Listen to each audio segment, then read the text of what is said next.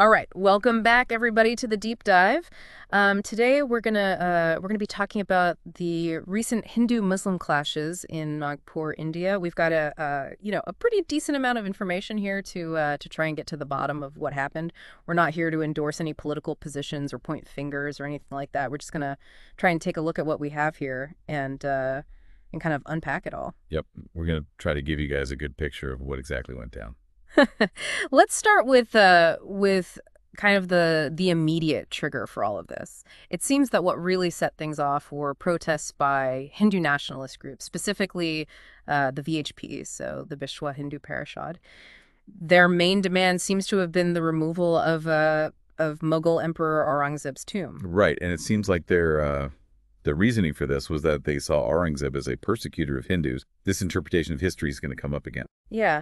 So after these protests, things escalated pretty rapidly. There started to be these rumors that the Quran had been desecrated during the Hindu group's demonstrations. And this, of course, sparked a pretty strong reaction from the Muslim community. Yeah, these rumors were kind of a flashpoint, and then it led to counter-protests by Muslim groups. And unfortunately, these protests ended up turning violent. Yeah. Some of the information here talks about stone pelting and arson and property damage. And there was even a report of a woman police officer being molested during these riots. Yeah, those are some pretty serious events. They kind of underscore the intense emotions and the breakdown of order that took place. I see. So we've looked at that immediate trigger and how things kind of escalated. But let's try and look at some of the underlying factor that might have contributed to the environment where all this was able to take place. And the first thing that kind of stands out to me is just the historical legacy of Aurangzeb himself. It's being described as controversial. Different people have different interpretations of his rule. Yeah. It's really interesting, isn't it, how these historical figures can still evoke such strong reactions even after all these centuries. I mean, some accounts highlight periods of relative tolerance during his reign, but then others focus on instances of forced conversions, temple destruction, and these contrasting narratives are still playing out today. Absolutely. And it's not just the history.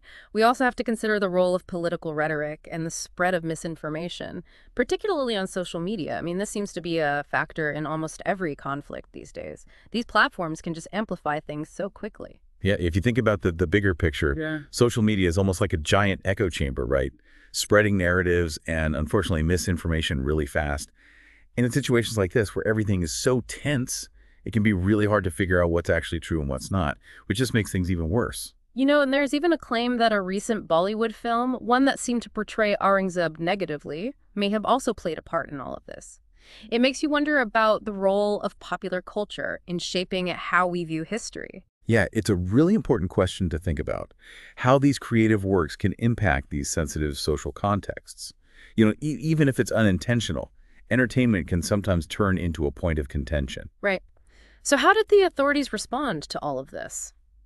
Well, it looks like they imposed curfews and increased security in the areas where the violence was happening to try to restore order. Yeah, that seems reasonable. And the information we have also says that they made a lot of arrests trying to hold people accountable for the violence. Right. And finally, it looks like various political figures have made statements about the violence. But like we said at the beginning, we're not really going to get into those specific political opinions today. Yeah, our main goal is to understand what happened, not to get caught up in any particular political narrative. So to kind of sum all of this up, the clashes in Nagpur really show how complex things are. This mix of historical grievances, religious sensitivities, and current political events. It's not just one thing, it's a lot of different things all happening at once. Yeah, you said it. We've got these interpretations of a controversial figure from history, but they're being brought into the present day. And that's being fueled by political rhetoric, maybe some misinformation online, and even the way that figure is portrayed in pop culture.